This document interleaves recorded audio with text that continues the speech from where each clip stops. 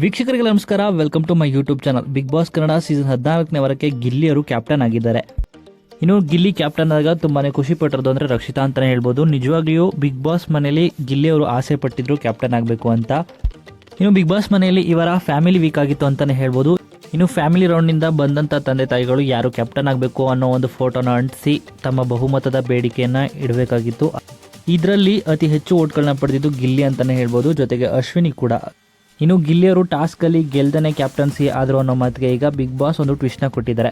ಅಶ್ವಿನಿ ಮತ್ತು ಗಿಲ್ಲಿ ಇಬ್ಬರೂ ಕೂಡ ಕ್ಯಾಪ್ಟನ್ಸಿ ಕಂಟೆಂಡರ್ ಆಗಿ ಆಯ್ಕೆ ಮಾಡಿ ಒಂದು ಟಾಸ್ಕ್ ಕೂಡ ಕೊಟ್ಟಿದ್ದಾರೆ. ಟಾಸ್ಕಲ್ಲಿ ಗಿಲ್ಲಿಯವರು ಗೆದ್ದಿದ್ದಾರೆ. ಆ ಕಾರಣದಿಂದಾಗಿ ಬಿಗ್ ಬಾಸ್ ಮನೆಯ ಮುಂದಿನ ವಾರಕ್ಕೆ ಗಿಲ್ಲಿಯವರು ಕ್ಯಾಪ್ಟನ್ ಆಗಿದ್ದಾರೆ ಅನ್ನೋ ಮಾಹಿತಿ ಕೂಡ ಇದೆ. ಅಷ್ಟೇ ಅಲ್ಲ, ಟಾಸ್ಕಲ್ಲಿ ಗೆದ್ದು ಮುಂದಿನ ವಾರಕ್ಕೆ ಗಿಲ್ಲಿಯವರೇ ಕ್ಯಾಪ್ಟನ್ ಆಗಿ ಕೂಡ ಆಯ್ಕೆ ಆಗಿದ್ದಾರೆ. ಆದರೆ ಇಲ್ಲಿ ಒಂದು ಟ್ವಿಸ್ಟ್ ಕೂಡ ಇಟ್ಟಿದ್ದಾರೆ. ಆ ಟ್ವಿಸ್ಟ್ ಏನಪ್ಪ ಅಂತ ನೋಡೋದಾದರೆ, ಬಿಗ್ ಬಾಸ್ ಮನೆಗೆ ಕಾವ್ಯ ಅವರ ಫ್ಯಾಮಿಲಿ ಎಂಟ್ರಿ ಆಗಿತ್ತು. ಆ ಎಂಟ್ರಿ ಆದಂಥ ಸಂದರ್ಭದಲ್ಲಿ ನಿಯಮವನ್ನು ಬ್ರೇಕ್ ಮಾಡಿದರೆ ಅನ್ನೋ ಕಾರಣಕ್ಕೆ ಕಾವ್ಯ ಅವರ ತಮ್ಮ ಮತ್ತು ಅಮ್ಮನನ್ನು ವಾಪಸ್ ಕಳಿಸಿದ್ರು. ಆದರೆ ಇವತ್ತಿನ ಸಂಚಿಕೆಯಲ್ಲಿ ಕಾವ್ಯ ಅವರ ಫ್ಯಾಮಿಲಿ ರೀಎಂಟ್ರಿ ಆಗುವಂಥ ಸಾಧ್ಯತೆ ಇದೆ. ಅದು ಗಿಲ್ಲಿ ಕಡೆಯಿಂದ ಅಂತಲೇ ಹೇಳ್ಬೋದು. ಅದೇನಪ್ಪ ಅಂದರೆ, ಗಿಲ್ಲಿ ಅವರು ಕ್ಯಾಪ್ಟನ್ ಆಗಿರೋ ಕಾರಣಕ್ಕೆ ನೀವು ಬಿಗ್ ಬಾಸ್ ಮನೆಯ ಮುಂದಿನ ವಾರಕ್ಕೆ ಕ್ಯಾಪ್ಟನ್ ಆಗಿ ಮುಂದುವರಿತೀರಿ ಅಂತ ಕೂಡ ಹೇಳಿದ್ದಾರೆ. ಇನ್ನು ಕ್ಯಾಪ್ಟನ್ ಆಗಿರೋ ಗಿಲ್ಲಿ ಅವರಿಂದ ಕ್ಯಾಪ್ಟನ್ಸಿ ಪವರ್ನ ಬಳಸಿ ಕಾವ್ಯ ಅವರ ಫ್ಯಾಮಿಲಿನ ಬಿಗ್ ಬಾಸ್ ಮನೆಗೆ ಕರೆಸ್ಬೋದು ಅಂತ ಒಂದು ಹಿಂಟ್ನ ಕೊಡ್ತಾರೆ.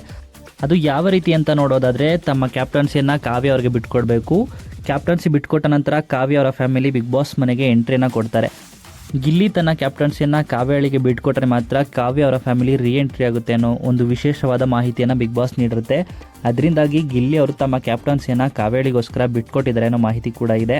ಇನ್ನು ಕಾವ್ಯಳಿಗೋಸ್ಕರ ಗಿಲ್ಲಿ ತಮ್ಮ ಕ್ಯಾಪ್ಟನ್ಸಿ ಬಿಟ್ಕೊಟ್ಟಿದ್ದು ಸರಿನಾ ತಪ್ಪಾ ಅಂತ ನಿಮ್ಮ ಅನಿಸಿಕೆಯನ್ನು ಕಮೆಂಟ್ ಮಾಡಿ. ಹಾಗೆ ಈ ವಿಡಿಯೋ ಇಷ್ಟ ಆಯಿತು ಅಂದರೆ ಲೈಕ್ ಮಾಡಿ.